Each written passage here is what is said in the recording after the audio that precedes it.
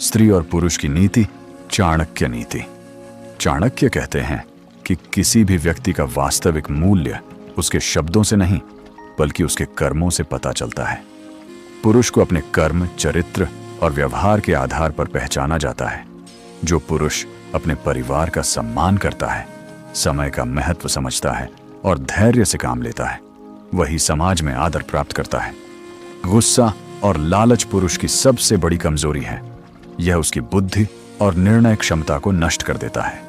इसलिए पुरुष को अपनी संगति, शब्द और कर्म तीनों पर संतुलन बनाए रखना चाहिए। गलत मित्रता उसका पूरा जीवन खराब कर सकती है। स्त्री चाणक्य के अनुसार 3 रूपों में शक्ति का प्रतीक है। मां के रूप में वह करुणा और दया की मूर्ति है।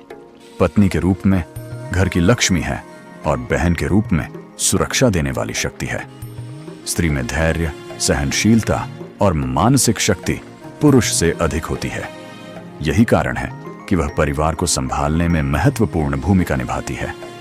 स्त्री के संस्कार और चरित्र घर के वातावरण, प्रतिष्ठा और प्रगति को प्रभावित करते हैं। एक संस्कारी स्त्री पूरे परिवार का भाग्य बदल सकती है। चाणक्य यह भी बताते हैं कि स्त्री और पुरुष एक दूसरे के पूरक हैं। दोनों में से कोई भी अकेला पूर्ण नहीं है। उनके बीच विश्वास, सम्मान, समझ, त्याग और जिम्मेदारी का संतुलन आवश्यक है।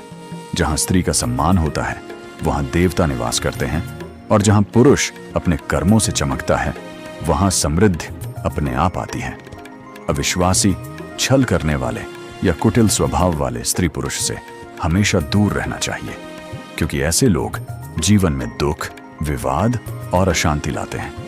अंत में चाणक्य का संदेश यही है: सम्मान, चरित्र, कर्म और संस्कार ही स्त्री और पुरुष दोनों की वास्तविक पहचान है। अगर आप भी स्त्री को सम्मान देते हैं तो लाइक और सब्सक्राइब करो।